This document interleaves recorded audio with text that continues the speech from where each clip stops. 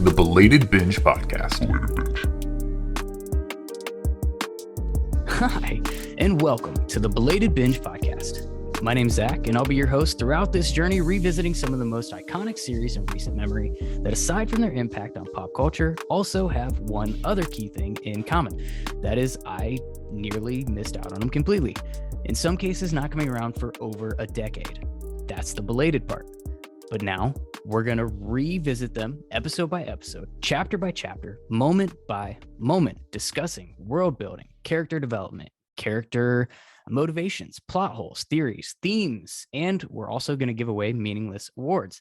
That's the binge part. Together, they make the belated binge. And today, we continue our reread of the Harry Potter series with chapters 8 and 9 of Sorcerer's Stone, The Potions Master, and The Midnight Duel. And we'll be doing so with a special guest that I'm super excited to introduce. But first, this podcast will have spoilers. We dissect each chapter with the character motivations and key moments that impact the greater story. This podcast could also have some adult content and adult language at times. We'll try not to let it get out of hand, but you never know. That being said, we're going to get into this episode's play-by-play in just a minute. But before we get into that, I do want to introduce our guest host for today's episode, Amanda Wilson from the Fox and the Foxhound podcast. Hi. Hello. How are you? Hi, I'm good. I'm so happy to be here. I can't thank you enough for doing this. You're officially the first guest on the Belated Binge podcast, which means that your tiny little fictitious trophy is not in the mail. Oh, well, that's fine. It's an imaginary trophy. I will place it on my shelf. Right. Although I'm getting Dundee's vibes at this moment. I feel like it should happen. What would they be called? If it's the Belated Binge, what would it be called? They'd have to be the Bingies. The Bingies. I like it. It's cute. It sounds like bungees, budgies, like the little birds. Yeah, I think it's got to be the Bingies.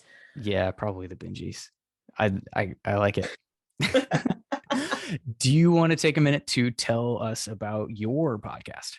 Sure. It was really cool to go back to like book one, because it feels like it's been so long since we've been there on our show. So I host the Fox and the Foxhound along with my husband, Kevin, who is reading the series for the first time as a 42-year-old man. So we're currently in book 7, kind of the first third or so of book 7, I think. But, we kind of read it through the lens of marriage and partnerships. We were engaged when we started, and we've been married now for over 2 years, because it's taken us a while, and we've got our first kid on the way. So now we're starting to look at the series through the lens of parenting too, which is wild. So certainly a new wrinkle. Definitely. What a good way to put it. Yeah. Right. Definitely a new wrinkle. I love it. And it's probably going to lead to several more. Just throwing that out there. Definitely. Yes. I've started to go gray since becoming a dad. It's already starting. Just saying. Pregnancy's done it to me. I'm already getting a ton of gray hairs on the top of my head. I'm like, that's fun. Great. Thanks, kid, who I haven't met yet. Right. So I know the answer to this question, but I think it's a fantastic story. So how did you come up with the name? Oh, well, so I don't know if you remember, or if you were even if you had read the series when the Pottermore Patronus quiz first came out. I've done the quiz. Yes. Yes. And I'm going to have to know your answer too. So don't forget. Well, I took this quiz, and the day it came out, what's my Patronus, of course. I was so excited that I got a fox. It's been my favorite animal my entire life. I love foxes. I have a spiritual connection to them. And I made Kevin take it. He had no clue what a Patronus was. What are you talking about? No idea. And he took it, and he got a Foxhound. So he got the little dog. And we just thought it was perfect. So we always remembered that those were our Patronuses. And when we started talking more seriously about doing the show, that seemed like the logical name for it, which is, pretty cute. But what's your Patronus? I'm dying to know. Well, I think you thought right. Mine was, and it's been a long time since I did any of this stuff, so don't ask me all of the questions. But I do remember I got a Manx cat, which is basically just a cat with no tail. They don't have tails. Do they not have? I honestly, I don't know. I was clueless. Tails. I'm like, what is this thing? So I retook it. I think I got a dolphin once. Ooh, I don't know. Dolphin's a good Patronus. Yeah. Apparently it swims after your enemies. I don't know. Yeah. So like, is the air the water? I how does that? About the logistics of it. How does that work? Does it only work if I'm swimming? Oh, how many Dementors are you going to meet in the water, really? Well, I mean, they were by a pond, right? Or a lake or something. So instead of flying out over, maybe it would just like, bob through. Good point. I love it. I like this. It's very graceful. It's maybe not the most practical Patronus. Yeah, but it's funny because I said I took it. I think I actually took it 3 times, and I think I got that stupid cat twice. So you're must really meant to be the tailless cat. I guess. Really meant for it. Is that supposed to mean that I'm like spineless and hate people? No. Is that what? No. So okay. No. Manx cats. I have no idea why I know this. It's like useless information that's in my brain. I know they don't have tails, but they're super affectionate and very like loyal and sweet and kind. They're Hufflepuffs. Okay. Hey, you're like, yay. Hey, you were able to tie a bow around that made a heck of a lot more sense than I was able to make of it. And this has been 5 years now. I'm so happy I could do that. Right. Because I've become a bit of a Potter nerd about the series, but I'm not the type and I told some of this story, but I didn't tell you. I told some of this on my announcement video, but I didn't actually sit down and read this thing front to back until I was like 25 or something. So I haven't been going around my entire life introducing people like, hey, I'm Zach and I'm in this Hogwarts house or what. Like that hasn't been my life. That's probably a good thing. So it didn't become my life after I took the quizzes. It was kind of just like, all right. Cool. Yeah. And you're like Harry Potter passport, right? It's like, what's your house? What's your favorite character? What's your favorite book? Your favorite movie? You've listened to MuggleCast. Yeah. Yes, what do they call it? The fandom ID. Right. Yeah. Clearly I've become a Potter nerd because I listen to MuggleCast and I listen to you guys. That's how I knew that you existed to ask you onto this podcast. I actually started I can't even remember when I found you, but I think you were somewhere in book 5. So now instead of just like listening to you, I went back to the first book. Like I went all the way back. I've listened like all the way through and caught up literally earlier this week. I caught up. No kidding. Where you're at today. Yes. Congratulations. That's a lot of episodes. So I have to ask now too. I know you've mentioned some things here and there, but what are you doing after? Because you're almost at the end. Like, what is your guys' plan for? I mean, we don't totally know. I know that we're going to do all of the kind of like extra stuff, right? So like Fantastic Beasts. We'll do, for better or for worse, the first two Fantastic Beasts anyway. And if the third one's out by then, we'll do that too. Cursed Child, again, for better or for worse. Yikes. And I'm not touching Cursed Child. I'm just going to say it. I'm just going to say it now for the... Unless there's an uprising on the Belated Binge social media or Patreon where they just really want me to do it, like I'm not doing it. I have a feeling you're gonna have an uprising. If I have a choice, I'm just not doing it. It's rough. It's rough. It is. But I will say, having seen it, it's incredible. That's what I've heard. I've read the thing, and it doesn't. And my cop out I can always say is it doesn't fit the Belated Binge like qualifications to be a series that we do, because when it came out, I read the screenplay, so I wasn't late to Cursed Child. I wish I was late and maybe It just never happened. No, I take that back. I don't wish that I hadn't read it. I wish it was better. Okay, so that's fair. That's completely fair. I mean, it is wackadoo nuts. It is. So I can tell you right now, Kevin's gonna hate it. He really is. He's going to like super duper. But he's gonna love it if you take him, because you guys are theater people. Maybe we're gonna have to just like take a field trip. Yeah.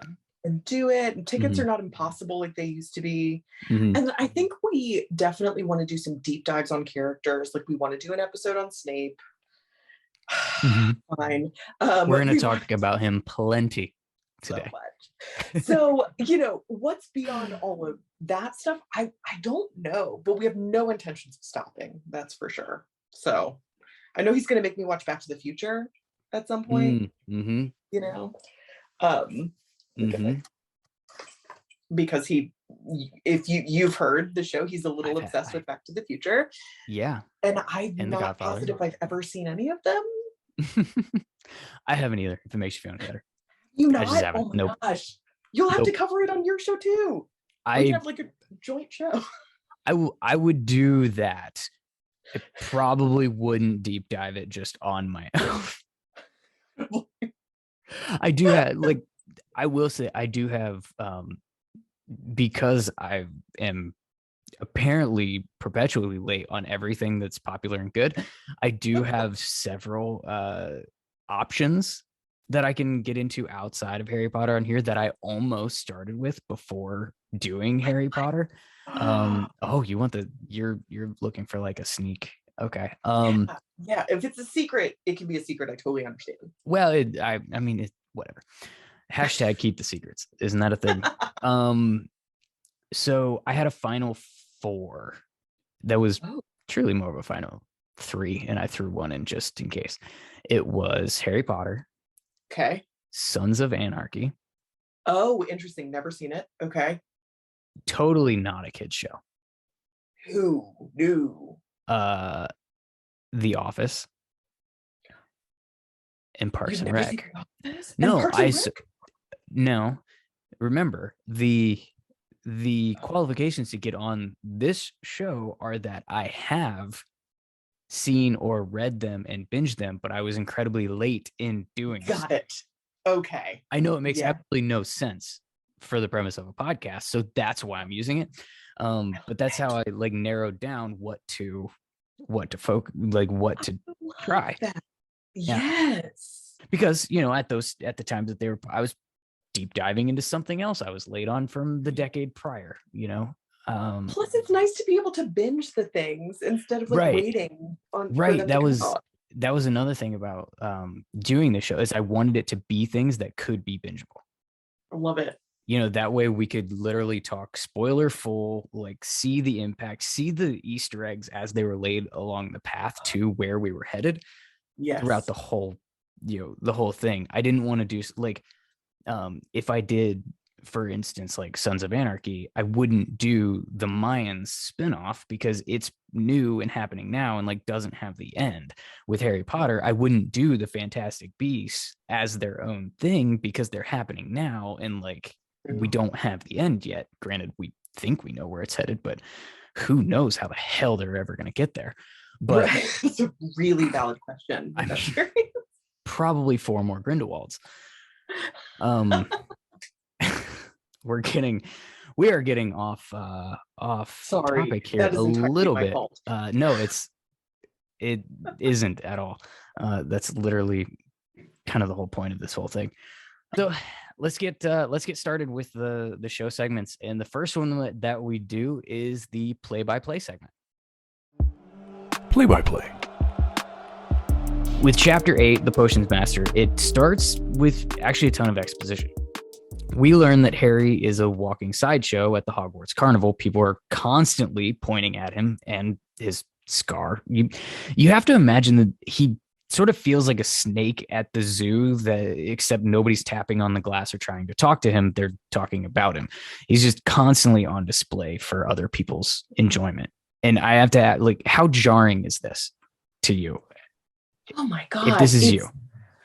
I'm not I have no problem like being on stage as an Mm-hmm. actor, but being me, the center of attention, is like really not my favorite thing. Mm-hmm.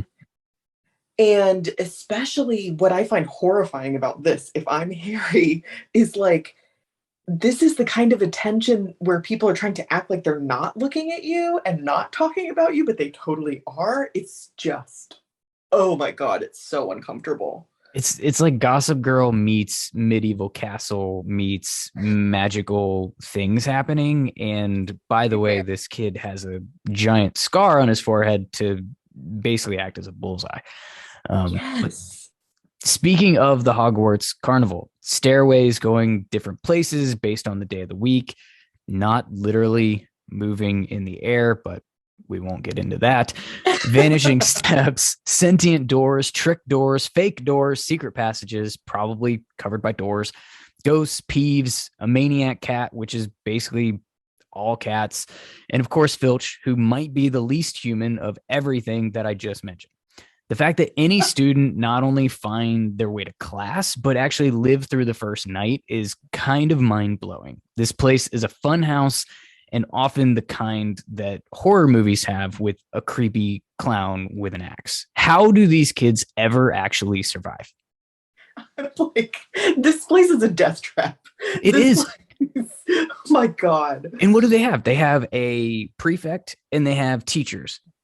Yep. And like Otherwise, head boy and head girl. Yeah. yeah, otherwise go figure it out and literally don't die. Yeah. Right. I mean, like these kids, they don't know where they're going, but then No. they're also getting in trouble for being late. Like you can't have it both ways. Right. Like, either tell the kids how to get to their classes or they don't get in trouble for being late for the first week. Like maybe that. Right. Ridiculous. It really is. It really is. But Harry's surviving. We learn Yes. about a few of his classes: astronomy, herbology, history of magic, taught by a ghost, because why not? Who Sure. better to teach history than someone who's been there through all of it? We get an intro to charms, transfiguration with Prof McGee, before defense against the dark arts with Quirrell, and in a reread, the movie 8 spidey senses for Horcruxes are ringing just out of control. The room smells like garlic. He's wearing a smelly turban. And before we get to that particular bombshell, he said that he got this turban as a gift for fighting off a zombie. Is a zombie different in this world than in theory? Or wow. had that just not been figured out yet, right? I feel like this is probably like a terminology thing, like the same way that she calls the Deluminator the putter outer for like the first book. Mm-hmm. Because to me, there can't be, what is the nuance there? If those are two distinct species in the wizarding world, like, okay, in theory, are like less decayed, I don't understand Yeah, what the difference is. I don't get it either. And it's going to come up again later. But that's, oh my God, I never noticed that. Anyways, this isn't a Walking Dead podcast, so let's talk about the turban. When we met Quirrell in Diagon Alley a few chapters ago, he wasn't wearing it, but now he is. That's also the same day the vault stashing the Sorcerer's Stone was broken into after Hagrid emptied it, which we get at the end of this chapter. Right. Of course, on a reread, we understand that this was a failed attempt that was Quirrell. Yes. And that Voldemort punished him, and to keep a closer watch on him, he attached himself to the back of Quirrell's head. If I can channel my inner Kev on this one, this turban is hiding the fact that this dude has a snake man that apparently smells bad sticking out the back of his head. This is a mullet gone seriously wrong. Wizard in the front, serial killer soul possession in the back. How'd I do? Spot on. I absolutely love it. I love the fact that you incorporated the fact that for some reason it smells bad, because I've always kind of wondered about that. Like, why does it smell? Why does the back of his head smell? Right. Like, is it specifically Voldemort that smells? Is it makes Quirrell that smells? Whatever it is. Who smells in this scenario? I don't know. Well, this is not the end of my questions. I have many, and if you have answers to literally any of these, please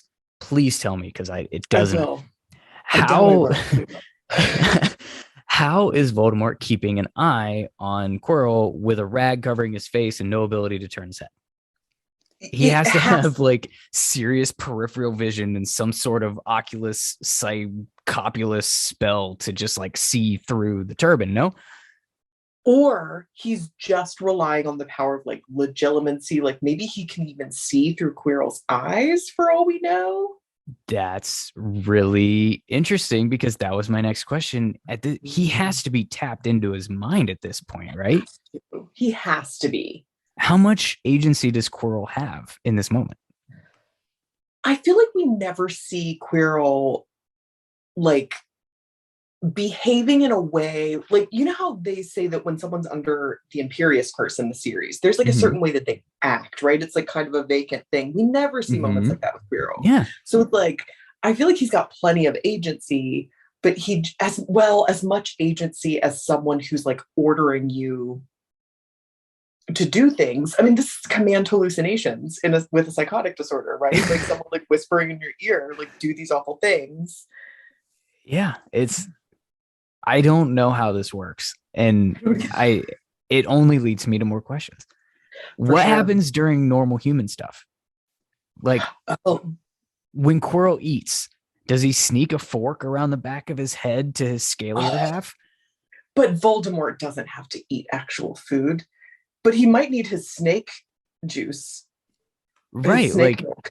Is it only unicorn blood that Voldemort is eating now? Or like he has to crave a slice of pizza once in a while, right?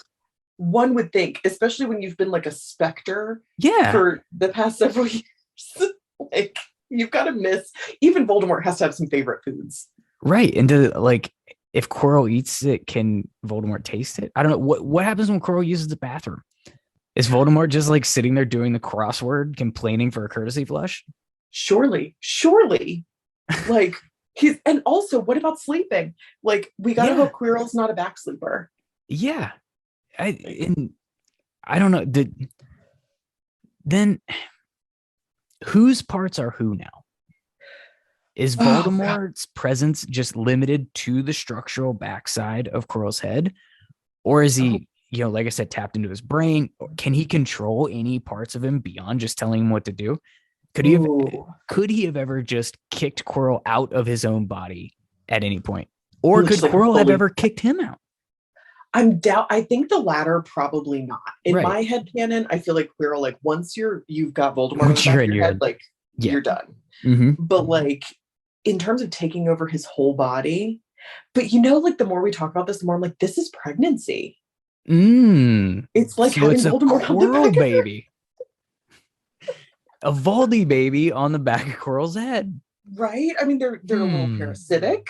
They're like, they really dictate everything you do. It's just funny to me, like this whole idea of like this other sentient, maybe sentient, I don't know, like kind of creature. And the questions of like how sentient, how can you split those two ideas? I don't know. It's interesting. Play-by-play.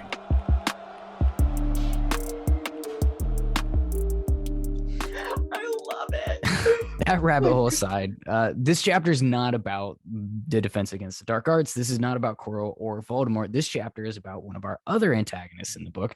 And of course, you know exactly who I'm talking about. Hagrid. No. Wait a second. We do get an invitation from Hagrid for tea, marking Harry's first letter in the wizarding world. Congratulations to him. But that comes right before we officially meet Snape. We're going to talk a lot about Snape today, particularly in the scouting report section, and also beyond that, I think as well. But for now, we're going to stick to the events in the classroom. In terms of Snape in this chapter, in the book, he's pretty much the worst teacher. Oh, yeah. If an 11-year-old student walks away from your class feeling as though you hate him, you're not playing the role of teacher properly. Oh, no. Now, I know that Snape has defenders, but no amount of social media defender can justify that basic fact. It all starts with Snape doing roll call and taking a shot at Harry as the new celebrity. It wasn't solicited. It wasn't, I guess you would say, deserved. It's just a teacher singling out a student in order to make the other kids laugh at him. If Right. Harry walked into class being a class clown and like showing his ass, Snape wanted to take him down a peg. Okay, that's teaching, but that's not what happened, right? No. He didn't have a chance to say anything. No, and This it's was not cut. it's not an isolated incident either, right? It's just the No. beginning. He then proceeds to insult them as a group, acting super snarky, like I'm smarter than you because, duh, you're the teacher. You're supposed to be smarter than children. You're supposed to teach them, make them Instructing smarter. them. Yeah, not belittling them. And of course, bang, again, unsolicited. Potter, what would I get if I added powdered root of asphodel into a fusion of wormwood? And that's going to come up later too. Again, instead of teaching, he makes fun of Harry for not knowing answers to the question he knew that he wouldn't have an answer to. This is all premeditated, right? Yes, 100%. He planned to make Harry feel like garbage the moment he found out he was going to be in this class. Definitely. I think you hit on a point that I feel like is something a lot of people don't bring up when it comes to Snape, even people who can't stand Snape as a character. Mm-hmm. They're like, he's so mean, he belittles people. I get very stuck on his criticisms of Hermione's appearance, and I think it's in book 4 when he talks about her teeth, like things like that. He's awful. But at the end of the day, on top of that, he's also just a terrible teacher. Like, he doesn't teach anything. No, and it's funny because everybody says that in book 6, Harry's being taught by Snape through the Half-Blood Prince book. And I kind of sort of agree with the premise, because the only thing Snape is doing as a teacher is writing instructions on the blackboard and saying, make this potion. Right. The majority of the times we see him when he's not trying to make Harry feel stupid for not knowing the answers to questions, in which, granted, when he does that, he is informing the class of what the right answers are. He's just doing it in a way that's kind of awful. Right. But when I think about like great teachers, I mean, even Slughorn is a pretty decent teacher. Mm-hmm. You think about his first class. He's motivating. Yes, it's fun. Mm-hmm. He uses the Socratic method. He's a good teacher, even though he's a pompous so-and-so. Yeah, and Snape's terrible. Yeah, let's be 100% real about that. Every teacher that's a good teacher doesn't have to be nice and fun. You can have strict teachers that are still good at relaying information to you, but they're not bullies, So again, another question, another insulting remark. And on the third question, Harry finally shows a little defiance and says, why don't you ask for Hermione? She's had her hand up, for every single question. The only student with their hand up, and likely the only one that knows the answers. Some are going to say that Draco may have, known the answers, because a lot of people think that Draco was basically second in the class in terms of grades behind Hermione. And maybe he did know the answer to these questions, but Snape's never going to put him in the position to be wrong. And right. His golden boy did. Right? Yes, absolutely. Right. Yeah, and Snape's behavior doesn't improve throughout this class. He puts him in pairs, criticizes everyone except for Malfoy. He calls Neville an idiot, and when Neville's potion actually physically harms him, instead of perhaps, helping him along the way, he just let him injure himself and embarrassed him in front of the class, and had another student, rather than himself, taken to the hospital wing, by the way. And then he blamed Harry for letting Neville get his potion wrong and continued taking points away from Gryffindor for it. It's absurd. I mean, that whole thing when he's like, I'm taking a point away because you didn't tell him not to make that mistake. It's at that point, any doubt as a reader that you had that all of this was totally intentional and that he wasn't just a grumpy teacher, is gone. All that right. Gone. Right. It's at this point, it's not just incompetent teaching. At this point, it's a blatant attack on a student. Yeah. Not as literally as he's going to do in book 6, but an attack nonetheless. He's for sure an awful teacher. He's a very intelligent wizard. So before all the Snape truthers cancel me on social media, Snape truther. you can work for the good guys and still be a crappy person or a crappy teacher. Absolutely. Right? Yes. Yeah. Oh, yes. And I mean, just plain mean. And like you said, I mean, a bully, that's the best word for him. Yeah. Yeah. So we can put a pause on Snape for the time being. Okay. After class, Ron hitches a ride to Hagrid's for tea and rocks, a cake, or whatever he tries to feed them. He tries to brush off that Snape hates Harry when Harry brings him up, but at this point, I've got to ask, should Hagrid have said anything about this? Because he knows, right? It's a lot to lay on an 11-year-old, but why a grown man, an authority figure, and with this being a boarding school, so truly a parental figure for these children, why this person is singling you out and being, mean to you because he hated your dad? And Hagrid knows. I love this question. Because like, I'm inclined to say most of the time, I'm very much on the side of people just need to be upfront with Harry. I think in this case, there's maybe a happy medium that would have been ideal, which is for Hagrid to say, that's a conversation that we can have like further down the line, but I really want you to just make up your own mind about him, because I feel like that's why he doesn't tell him, right? Is he's like, I don't want to poison his mind against this guy. I mean, maybe that's why he doesn't tell him. Or maybe Dumbledore's told him not to tell him, but in which case, just F you, Dumbledore. Like that wouldn't shock me. Right. I hadn't thought about that, which is funny because every single episode of this so far has come back to the Dumbledore master plan. And it seems to be the running theme of this entire podcast series. Not that I'm a seer, but I think it's probably going to continue. But I hadn't thought of it as maybe Dumbledore told Hagrid specifically not to. I thought of it more along the lines of like Hagrid didn't want to make Harry like fear Snape in a way, or also have that really uncomfortable conversation with this kid. Right. Like somewhere, teetering on those two things. That tracks. Hagrid is not a fan of uncomfortable conversations. Yeah. And he doesn't handle them very well. Yeah. And I think like if we Occam's razor that's the most likely. Right. Because he's probably got dirt too. He would have been the groundskeeper during the Marauders era. Oh, he's probably seen things that we never see in the series. Like he was probably there for Snape's worst memory. He was probably there for some of the stories that we get little bits about when it's referenced that the two never missed an opportunity to curse each other. Right. Like he's probably seen a ton of that firsthand.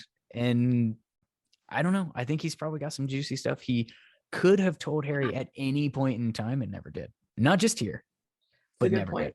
He never does revisit it with him. It never occurred to me that Hagrid is absolutely like the keeper of all of the Hogwarts tea. Like this is a spinoff that I think everybody wants a Marauder spinoff.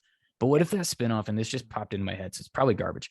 What if that spinoff is like through Hagrid's perspective of the Marauder era, like watching all of it? I love it because then you're not taking it aside as a storyteller. Play-by-play. Which takes us into Chapter 9, The Midnight Duel. And if the last chapter was the introduction to Hogwarts antagonist number 1 in Snape, this is just the section of the book where we get all of Harry's worst antagonists in one shot, because this is Malfoy's chapter. And don't forget Quirrell's turban discussion earlier. We're legitimately getting 3 of Harry's biggest foes through the entire series in this one little stretch. All that's missing is a pink toadstool. Oh, don't even. Yeah, we're far away from needing to beat our head against that brick wall. But the good news is it happens during flying lessons. We get some intros about certain characters' experience and excitement levels about flying. Neville gets his Remember All, which ends up being the most important package that Harry gets in this stretch, and it's not even for him. Malfoy had to be a bully about it, of course, and Prof. McGee does nothing about it because bullying isn't as serious as being out of bed at night. and we head out to fly some brooms. Harry's a natural. His broom reacts to him immediately. Neville is not a natural. He accidentally drops himself from about 20 feet in the air. We know how it goes. Hooch takes him to the hospital wing. Malfoy talks some shit. There's some fake tough kid nonsense. And then Malfoy finds them remember all on the ground. Harry and Malfoy exchange some pleasantries, and Malfoy flies up to try to show off, and Harry reacts instinctively and goes up after. This is when two things happen. One, Harry feels exhilarated. He had no idea how to fly, yet there was nothing he would rather be doing. We get the sense that he's never been a natural at anything until right now. And two, this is also where Malfoy's tough guy act starts to really waver. He didn't expect Harry to be able to reach him, but he can. And when Harry threatens and reminds him that he doesn't have his bodyguards and Crabbe and Goyle up there in the air, Malfoy realizes he's right, and he's not about that one-on-one life. So he throws the Remember-All as far away as he possibly can. Harry dives, catches it, topples gently onto the ground, which we can assume means maybe a little tuck and roll. Did he land on his feet and like run a little bit? Is this the bicycle kick from Goblet of Fire movie that I know you love so much? How do you picture this landing? Because I'd given it no thought until this reread. I picture it's got to be a tuck and roll because that's the only thing that isn't infuriating to me. God, I hate the Goblet of Fire movie so much. That's fair. They should be on little like unicycles when they come down. Oh my balancing God. plates on ridiculous. I don't know. It's not a necessary leg motion, you guys. Like, why are you doing it? It's a circus act, is what it is. Either way, he's elated, and enter Prof McG, and that elation just plummets.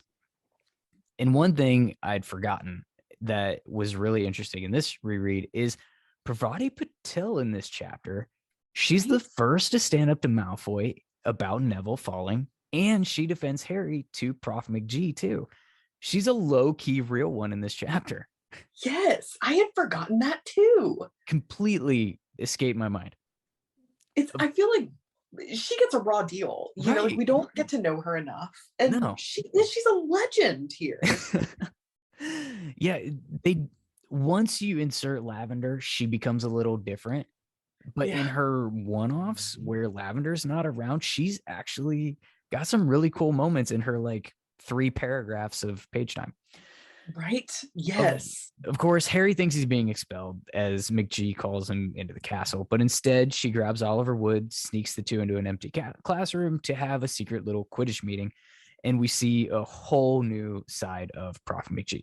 The sports fan, McGallion, sports wagerer. If you listen to Binge Mode, I know that you did. Yes.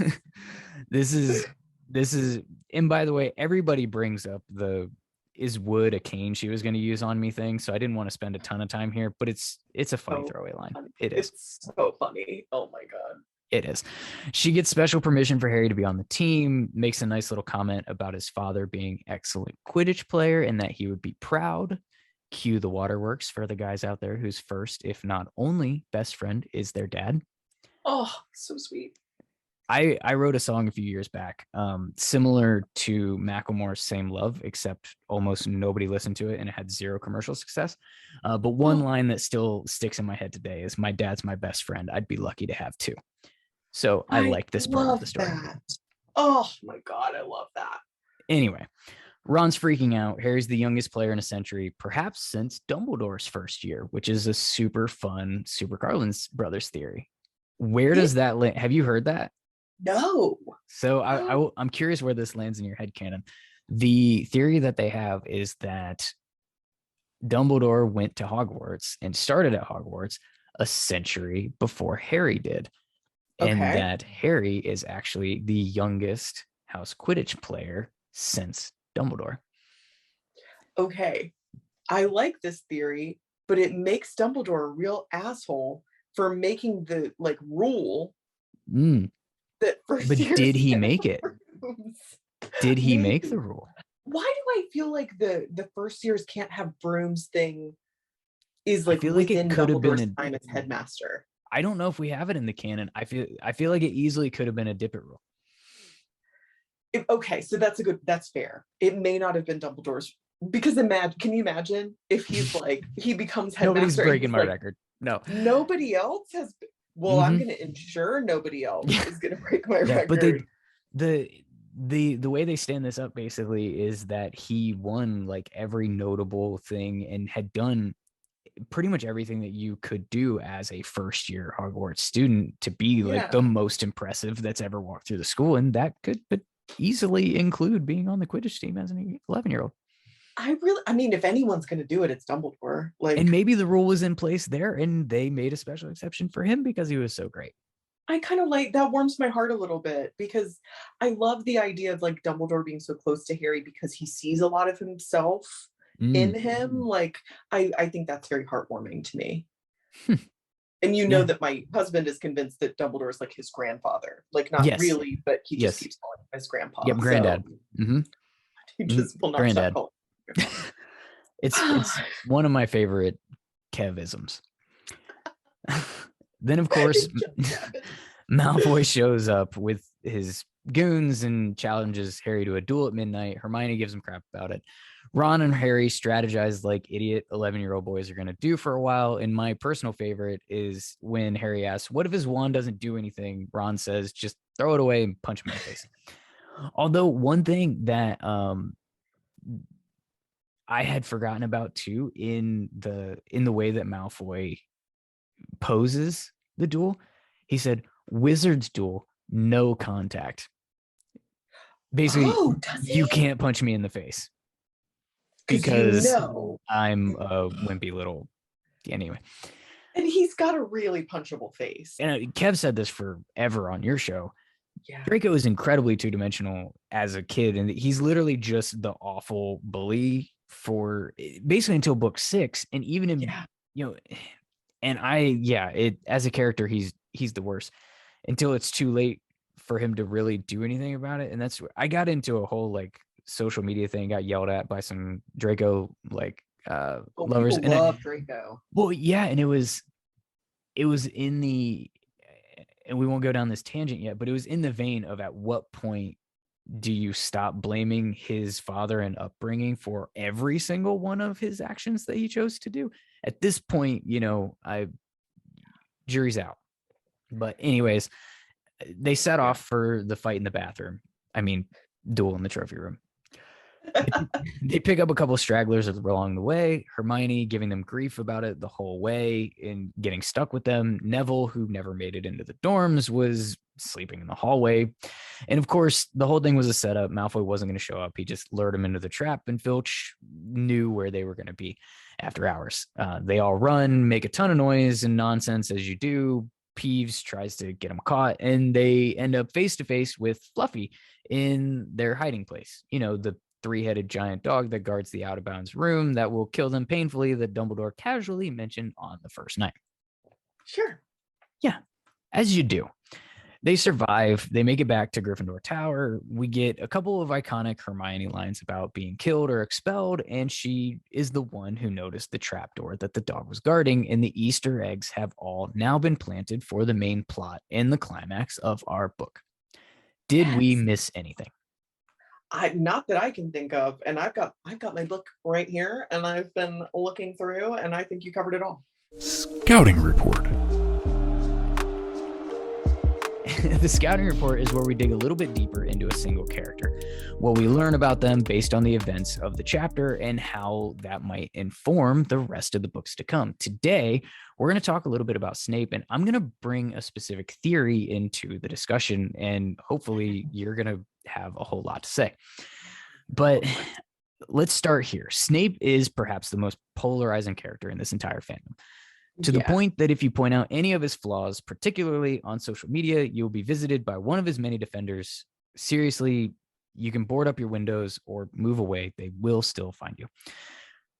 I find it fascinating, and I have a couple of theories that I would like your thoughts on here and on Patreon, which we'll get to in a second. One, I think some people just don't like rooting for the mainstream hero. And because Snape turns out to have been working on Dumbledore's orders and on his side during Harry's lifetime, there's a certain type of person who would just rather get behind him as a misunderstood hero instead of rooting for Harry. Yeah. Yeah. Also, I think there are people who accept Alan Rickman's performance in the movie as canon Snape. Rickman gives a very compelling performance and, in my opinion, adds some dimensions to the character that simply aren't present in the book. This is where I wonder if we could do a bonus episode for Patreon. We've talked about this a little bit about that casting before, and I think we could have a really fun discussion over there. I'm so down. Yes. As a reminder, if you become a patron, you can get early access to ad-free versions of the episodes. You can also get bonus content like theory deep dives that we do on Theory Corner. We'll do award banquets at the end of each book. We'll do more character discussions. And this week, more Amanda. Your support on Patreon is literally how we'll be able to keep making new episodes and trying to keep the show going as well as growing. So we do appreciate that support. Back to Book Snape. Yes. So your first point, or I should say the fandom's first point, right? Like this, I love what you said. And I think that's so true, is people don't like rooting for Harry. Like, I think about this, I think it was like a Tumblr post that I read one time, and it was like, can you imagine like what dork's favorite character is Harry Potter? Literally nobody says that Harry is their favorite character. No one. Right.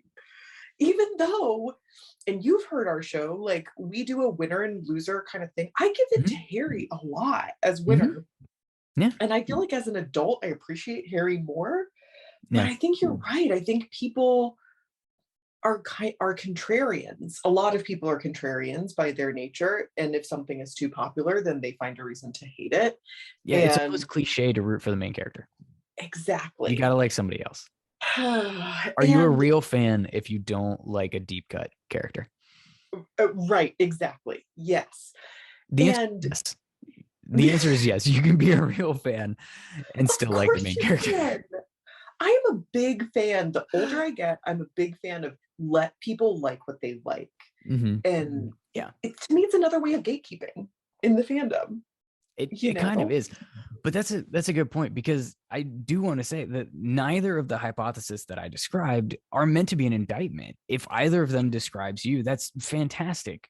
You see things differently than I do, that we do, but that's just, it's a layer of the fandom that I actually like and think is really fascinating. We can all read the same words on paper and come away with completely different interpretations of the story. I think it's awesome.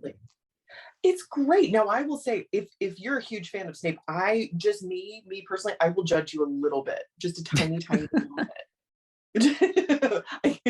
I can't help it. I can help it. I could make a choice not to do that, but I still find myself being a little judgy about it.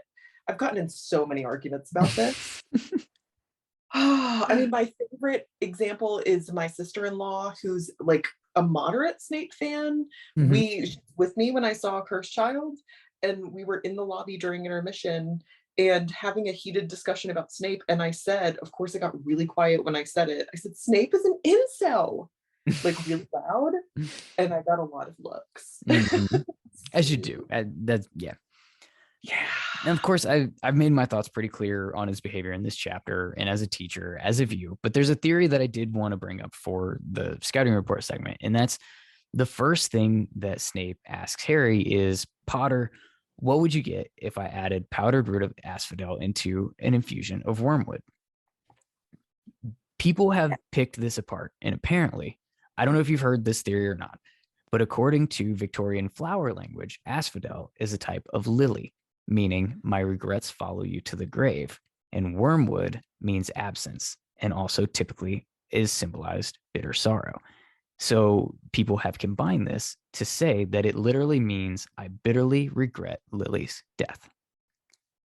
I mean, that tracks for him.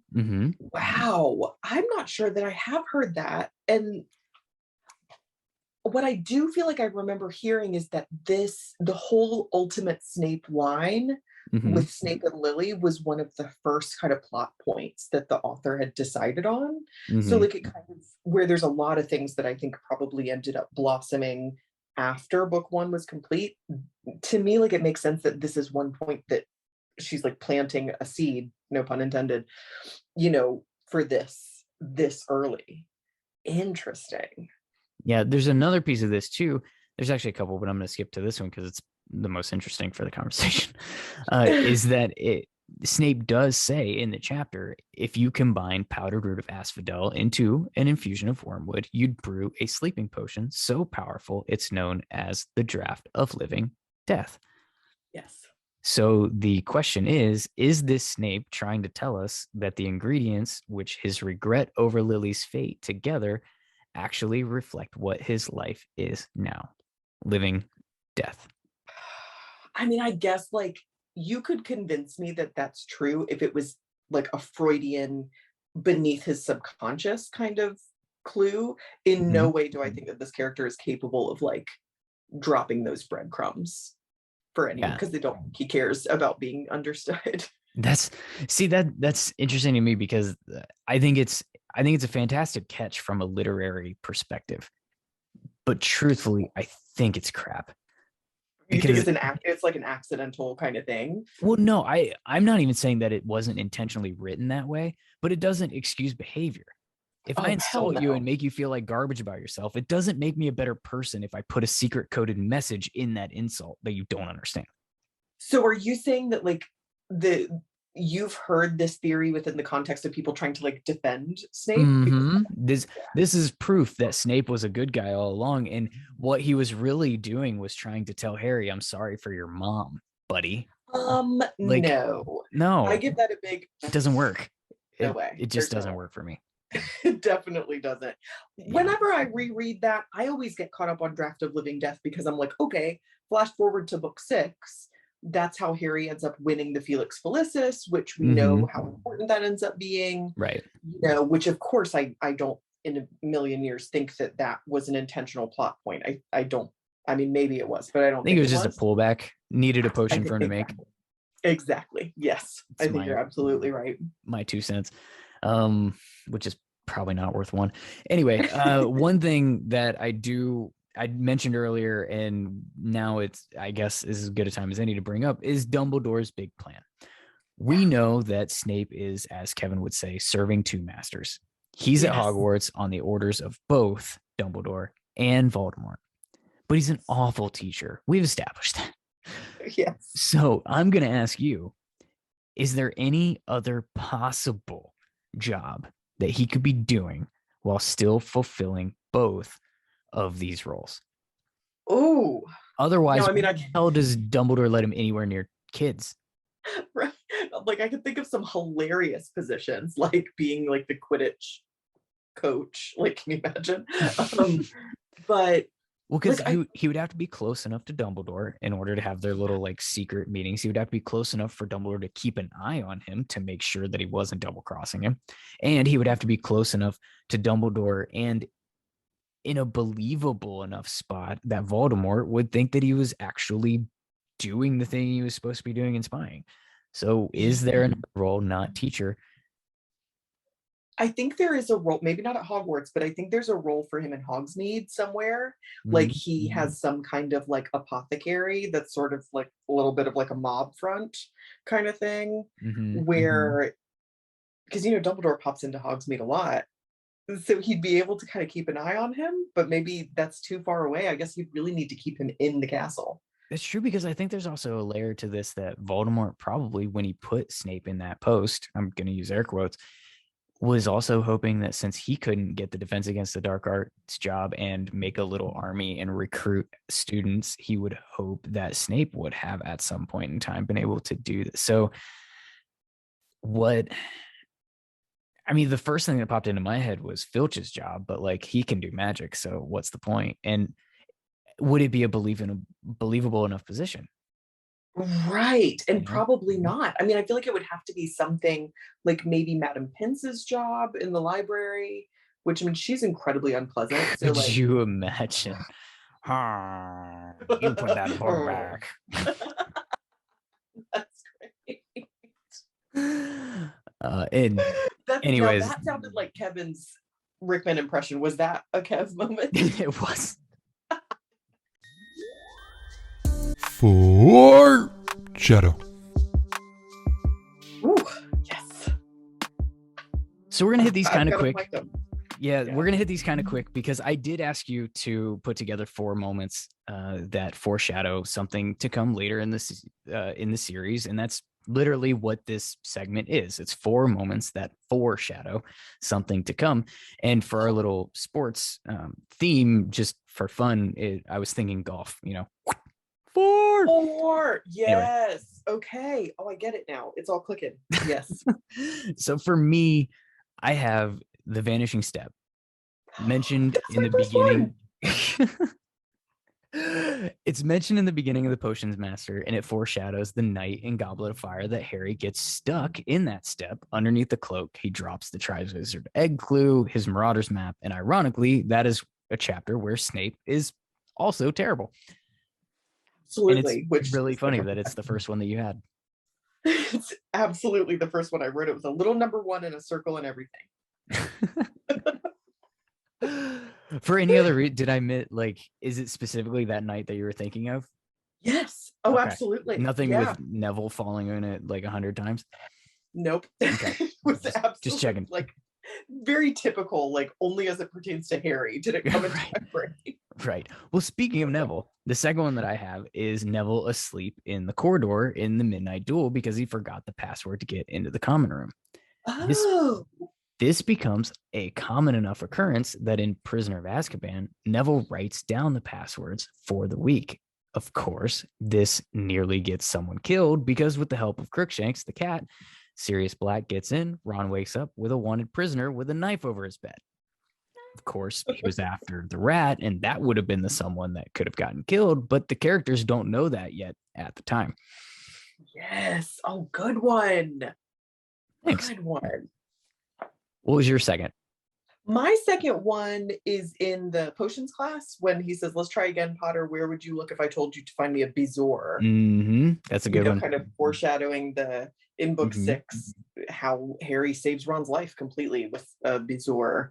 Right. So, yeah, that's a good one. And it didn't make my list. It didn't make my top 4, but it's a really good one, which is funny because my 4th one, we'll get there, but it is a little bit of a cop out. My 3rd one is Alohomora. At this point in the Midnight Duel chapter, Hermione is a completely annoying know-it-all who's giving our 2 main characters at this point grief at every turn of event that they have. We don't yet have a golden trio. This adventure is a cobbled together aluminum foursome. But it's the first time that these kids are together and Hermione saves their asses by knowing magic that the others don't. This is going to happen at least 100 times in every single book that we read from here on out. And there's a reason that there's a lot of people in this fandom that say the series should have been named Hermione Granger and the 1,000 times I saved these 2 idiots or whatever you want to call it. But this is the first. They would 1,000% be dead without her, like early on. Oh, yeah. Like immediate, but not necessarily in this moment, because without her, they wouldn't have gotten to face the 3-headed dog. That's a good point. She did kind of lead them into that potential death trap door. But they really needed to see the 3-headed dog to be little Nancy Drews. Mm-hmm. Yeah. Oh, Hermione, that's a complicated right. role. As it is, as it always seems to be. What was your 3rd one? My 3rd one is Harry's broom jumped into his hand at once, but it was one of the few that did. I just love that this is the first mention we get of Harry flying, because flying is like it's mentioned thing so many times in the series how at home he feels on a broomstick. So this is that first. I love it. Yeah. Yep.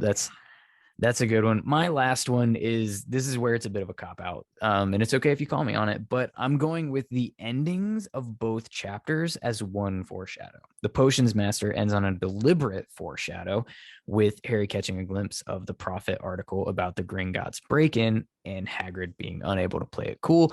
And the Midnight Duel ends with Hermione plot-splaining to the boys that the giant tri-headed pup was standing on a trapdoor guarding something. The light bulb goes off for us about the same time that it does for Harry. Maybe we got it first, but these 2 pieces of information give us everything that we need to know about where we're headed for the climax of this book. 100% not a cop-out. I love that. I think that's great. Oh my God. And you know what? My my fourth one, my final one, is kind of an abstract one myself too, Yeah. honestly. And it's Harry in the lead without any idea where they were or where they were going, which that really sums up the series, doesn't it? Harry's in the lead with no idea where. Yeah, it really should have been Harry Potter and the friends that keep me alive, or Hermione Granger keeping these two idiots alive. That probably should have been the name of the books. He's very reckless. We could have just alternated, you know, book 1, Harry leading these people into danger. Book 2, Hermione getting them the hell out of that danger. Yes. Yeah. Yes. It reminds me of another Tumblr post I saw that was like, Harry Potter, the series, a summary. Ron and Hermione. Harry, no. Harry, yes. Yeah. That's, yeah. That pretty much sums it up. But then what would we have to podcast about? Exactly. Yes. I love this series for a reason. And Harry is not absent from that equation at all. Even if he's not your favorite character or anybody's. A Game of Inches. The Game of Inches is where we theorize about how the story could have changed if one small event in the chapter that we're covering had been different. For this, I'm often posing questions with the hope that listeners can kind of come up with their own thoughts, their own theories, suggestions, opinions on how it might play out inside their own headcanon if one small tweak was made in this chapter. But today, since you're here, you get to react with whatever comes to you. Love it. So here's the scenario that we're going to play out. And that is, what if Harry didn't bite on Malfoy's bait for the duel? Ooh. This is a pretty big moment for our golden trio and for Neville for that matter. Without it, they never stumble across Fluffy. Hermione doesn't see the trapdoor. So they have never been able to put 2 and 2 together about the stone, where to go looking for it, and thus be able to try to go protect it. Right? Right. Yeah. It's really an important turn of events. Yeah. And we don't get the first adventure with them together. Perhaps the troll thing maybe still happens, so they could still possibly form their little trio, but it doesn't form some sort of, like, this has to be some sort of foundation, right? Aside from literally learning where the book's climax is going to happen, it still is kind of that first foray into the, I don't know what you want to call it, sneaking out and doing mischievous hero things, even though it is completely unheroish. Well, it's like you said about Alohomora, you know, I mean, I feel like this is an important moment where they see, even if they're not super cognizant of it in the moment, because they're running from Filch, they see, I hate to put it in these terms, but Hermione's value to them. Right. They kind of see how they can work together, how they can feed off of one another in a very, very rough sketch version of it, while they're dragging Neville along with them.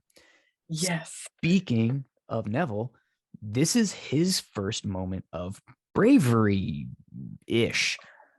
But more than that, he's in on the secret. He knows that they go out sneaking around, laying the first bricks for him to stand on when he's trying to stop them from going later on in the book. Yes, because really all he's doing is exactly what Hermione did, what he saw Hermione do, and got inspired by that. Yes. Oh, so true, which is such an important moment for Neville. Right. Of course, he gets paralyzed by a combat advance, Hermione, where, speaking of, where did she practice? Right. Who taught you that spell, girlfriend? You don't just read that in a book and whip it out. I mean, I feel like McGonagall taught her. I feel like maybe. So you're thinking off page we have some little tutorage sessions from Prof McG? She ends up giving her the time turner. Like, I feel like there's some individual bonding happening between those two. The question is, how does that impact Quidditch? Because that's the only way that she's doing this, is if it somehow benefits Quidditch and her. There's got to be a way. It's like 6 degrees of Kevin Bacon. Like, there's got to be a way. It's got to tie into Quidditch. Yeah. Is she thinking that Hermione can use the time turner to blow the snitch in Harry's direction? Absolutely. Like, she's like, yes, use it for your studies. And in her head, she's like, if we lose a match by some kind of like crazy little margin of a split-second difference, then I'm just going to tell her to go ahead and use the time turner there. Very strategic, McGallion. Yes. Yeah, for sure. It's got to be that. But that was the moment that gives Neville his final 10 points to win the House Cup for Gryffindor. Yes. And without this, does he ever have that courage? Where are our golden trio without this first mission out and about after hours? Where is Neville without his first moment of bravery and being a part of something? Yes. Where does this book go? How do they manage to find Fluffy in the trapdoor? I just don't think that they do. I feel like truly without this interlude, so really we have Malfoy to thank for all of this. Without this, we really, the events of Halloween still happens with the troll, like you said, but the events of the night when Quirrell's really trying to get the stone, all of those things happen, but our trio doesn't really necessarily know any of it's happening because it's all a ripple effect. Yeah. Ooh. So nothing. It would be a super boring book. Thanks, Malfoy. So one decision, a truly bad decision, lays the groundwork for where we're heading in this book and puts our four heroes together on their first mission of sorts. Yes. So important. I remember Kevin saying early on in the series, I'm starting to gather that this author doesn't write anything accidentally. Like everything is on purpose, which, that's fair. I mean, I don't want to read a book full of fluff anyway. The Game Ball. So the Game Ball this is for your show. This is the winner. Oh, that's good. What the Okay, Game Ball cool. is. Cool. In sports, sometimes if you have a good game, the coach will award you with the game ball as a. I did not know that. For that. Yep. I know nothing about sports. This is right, and that's kind of that's the running theme through here. All of these segments are sports themed, but you don't have to care, or like sports at all in order to get the show. But this is Hermione, right? For trying to talk some sense into these boys, albeit failing miserably, for realizing they were set up by Malfoy and there was never going to be a duel in the first place. Thus, I think at least starting to get them thinking of things a little bit more like chess rather than reacting without thinking. For Alohomora, for getting them out of Filch's crosshairs, for noticing the trapdoor, and of course, for one of the most iconic lines of the books, if not the series. Oh, yeah, the line about being expelled. Yes, absolutely. Yeah. So who was yours? Mine was, to no one's surprise, based on our earlier conversation, I give it to Harry in this one because of how he stands up for Neville. And just because of his sheer balls, really, I mean, he's this kid, he's freaking 11 years old. He has no clue anything about this world whatsoever. He was raised by people telling him what a horrible, awful child he was, and he still kind of goes into this school and like does the right thing, even though he's reckless about it, and even though he's like a little terrible to Hermione at moments. He still kind of does the right thing. I feel like that speaks to some really deep, good stuff in there. Yeah, I'm not upset with that choice. I would just say, and I'm not upset with yours. Yes, because I almost gave it to Hermione. I was really stuck between those two. But okay, let's give away the red card. Red card. So the red card in sports, this is for soccer fans or everywhere else outside of America, football. A red card symbolizes a player being ejected from the game. So this is the character we want to get out of here. For your show, this is the losers. Okay. For me, this is Draco. He gets special treatment. He acts like a little D-bag in Snape's class. He bullies Neville multiple times about his remember all. He talks a bunch of crap about how great of a flyer he is, which is typical and annoying. He plays fake tough guy throughout the chapter, which is more annoying. He tried to set Harry up to get caught out of bed rather than backing up the smack talk. He's really just an entitled bully at this point with no redeeming qualities of his own. The only good that can come from him is Harry getting on the Quidditch team and the team discovering the trapdoor and Fluffy. Neither would have happened without Draco's nonsense. So maybe that's redeeming. Well, he didn't intend for any of that. I feel like he's actually super pissed that good things came out of that. That's fair. He thought Harry was getting expelled. Right, exactly. I also gave it to Draco, actually. So I'm kind of like surprised that neither one of us gave it to Snape, but I just felt like there was more awful stuff from Draco in both of these chapters than with Snape. There was, and honestly, I thought that we gave Snape enough crap. There's if also I'm that, honest. like, And I didn't think we gave Draco enough. enough. So that's where I landed. Completely with you, yes. Okay, so that leads us into the final award, which is the Fumble Award. Fumble. Ooh.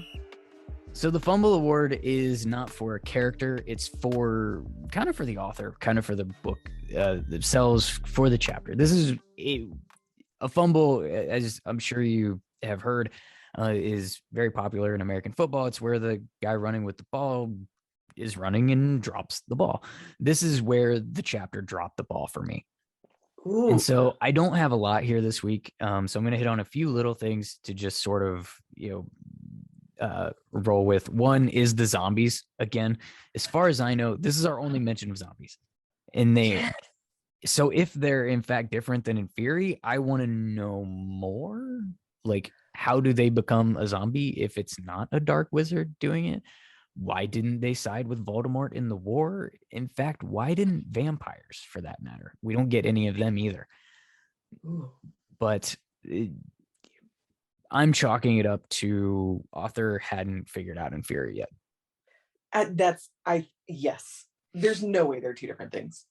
Yeah. So the other one that I have is just the whimsical nature of the castle. It's introduced with a ton of these trick stairs, fake doors you have to tickle to get them open, and very little of this actually comes back. Right. The pair you tickle for the passageway to get to Honeydukes, or maybe that's the kitchens, I don't remember. The trick step The Harry gets Hufflepuff caught common in. room. Yeah, that we talked about. Yes. Either way, after these chapters, the castle sort of becomes a normal castle. We can assume the kids just kind of know all the tricks, I guess. But I think it was just too much to remember and too much that could take away from the momentum of the upcoming plot points. Picture this: the Battle of Hogwarts while running into a vanishing doorway. Can you, like, what the F? Right, really? Looney Tunes a little bit.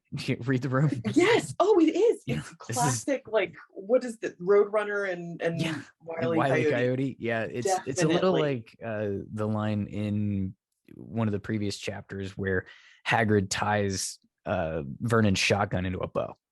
Like, it's way too cartoony. And I feel really like that about the beginning of the way the Potions Master chapter starts. It starts just too cartoony, and I think it's realized because a lot of it doesn't stay. That is such a good point. I'm completely with you. I've never thought of that before, but you're right. It is whimsy. It's like clearly they're only to be whimsical. Mm-hmm. And the trick stairs always frustrated me because I'm like, what is the function? Like, why does the trick exist? It makes no sense. It makes no sense. Why do they go somewhere on a different day? Like, I hate the movie where they're actually literally moving. Like, that's dumb. It's just so inefficient, you know? And I know they had to figure out a way without the midnight duel to get them to the third floor corridor. And this is not a movie bashing pod. Like, we'll get to the movies. But yeah, that sort of, it's overly whimsical, I think. Did you have any moments that stood out to you where you were just like, this just doesn't hook up? You know what I mean? Like, WTF to the author. You know what I hate? I hate the remembrall as an object. Just as an object, yeah. Like, what is the purpose of something telling you that you have forgotten something, but not telling you what it is that you have forgotten? Yeah, it's rough. As someone with ADHD, that makes me want to break something. Just things. Just break everything. Go all Harry end of Order of the Phoenix on Dumbledore's stuff. Just break everything. Yeah. Because there's no universe in which if I had a little voice in my head that said, Amanda, you've forgotten something, there's no universe in which I would go, oh, yeah. It must be this. Yeah. All it would do is give me anxiety and make me irrationally angry. So I hate the remember all. I'm really glad that as far as I can remember, it does not come up again. And I just wish it had been something else because it's a frustrating, completely nonsensical object. Worthy Fumble Award moment. Thank you. So with that, we've reached the end of this episode of Belated Binge, and this has been a lot of fun. So thank you for coming on. Can we possibly pencil you? I'm going to put you on the spot in front of God and everybody. Can we pencil you in to come back? Definitely. Oh, I've had a blast. Absolutely. So shout out to producer Jack, who we work like a dog. Remember to follow and subscribe to us wherever you get your podcasts. Leave a review if you enjoyed the show. 5 stars, please. You can do that on Apple Podcasts, on Spotify now too, and I think somewhere else that I can't remember. But if you're listening and you can see the ability to leave a review, please do so. Become a patron over on Patreon for early access to ad-free episodes and exclusive content. And we're also on social media at Belated Binge on Twitter, Facebook, and Instagram. And our show segments are also available on YouTube, where you can get in touch with us. You can email the show at belatedbinge@gmail.com. And I wanted to give you the opportunity as well to drop links for the Fox and the Foxhound. Oh, hey, thanks. Yeah, a lot of the same info. We are on every platform that you can find podcasts on. You can find us at thefoxandthefoxhound.com. Our website will link to all of our socials. The only unusual social handle, it's all the Fox and the Foxhound except for Twitter, which is at Fox and Foxhound because of character limits to your Twitter handle. So, yeah. See, I thought maybe somebody had already grabbed it. No, it's too many characters. I was very frustrated by that when I was creating all of the accounts. Fair enough. Well, if you're reading along, next week we're going to do chapters 10 and 11 of Sorcerer's Stone. Otherwise, we'll see you next time on the Belated Binge Podcast.